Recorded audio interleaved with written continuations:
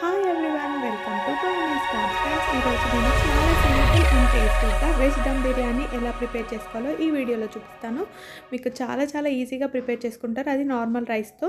ముందుగా నేను potato, mushroom, carrot ఇలా చిన్న ముక్కలుగా కట్ చేసేసి బాయిల్ చేసి పెట్టుకున్నాను అనమాట.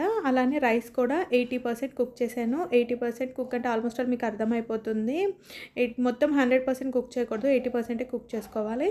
ఇప్పుడు ఇందులో ఫ్రెష్గా నూరు పెట్టుకున్న అల్లం వెల్లుల్లి పేస్ట్ వేసాను. అలానే పసుపు, ఒక 4-5 లవంగాలు, యాలకులు అవి వేసుకోవాలన్నమాట. అలానే ఇందులో కొద్దిగా గరం మసాలా, అలానే కొద్దిగా ధనియా పౌడర్ వేసేసి ఇలా లెమన్ని వేసుకోవాలన్నమాట. నేను ఒక చిన్న చెక్క లెమన్ మొత్తం పిండేశాను. అలానే కొద్దిగా నెయ్యి, పెరుగును కూడా యాడ్ చేసుకోవాలి. పెరుగును యాడ్ చేసుకున్న తర్వాత పుదీనా, కొత్తిమీర నీట్గా కట్ చేసుకొని మంచిగా ఇలా క్లీన్ చేసుకొని వేసేసుకోవాలి. అందులోనే ఆయిల్ కూడా వేసుకోవాలి. అలానే నెయ్యిని కూడా ఒక టేబుల్ స్పూన్ వేసాను. మొత్తం అన్నిటిని చక్కగా మిక్స్ చేసుకోవాలి. ఇందులో పసుపు, కారం, సాల్ట్ ఇవి కూడా వేసుకొని మిక్స్ చేసుకోవాలన్నమాట. ఫస్ట్ మసాలా అంతా పట్టించిన తర్వాత వీటిని వేసి మిక్స్ చేసేసుకోవడమే.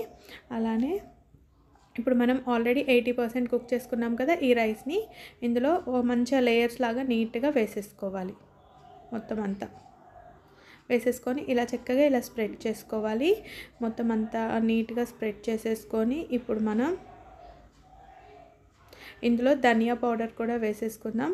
ధనియా పౌడర్ అలా పైన అలా చల్లుకోవాలన్నమాట. అలానే కొద్దిగా వాటర్ని కూడా ఇలా చల్లాలి. ఇప్పుడు మీ దగ్గర ఉంటే మాత్రం టిష్యూస్ కూడా పెట్టండి. టిష్యూస్ పెట్టి లిడ్ క్లోజ్ చేయండి. జస్ట్ 5 minutes దమ్ పెడదాము. జస్ట్ 5 minutes చాలు ఫ్రెండ్స్. మీడియం ఫ్లేమ్లో 5 minutes తర్వాత లిడ్ ఓపెన్ చేసి చెక్ చేయండి. పొడిలాడుతూ ఎంత బాగుంటుందో బిర్యానీ. కానీ ఈ బిర్యానీలో నేను ఒక్కటి మిస్ చేశాను, అదేంటో మీరు కామెంట్ చేయండి.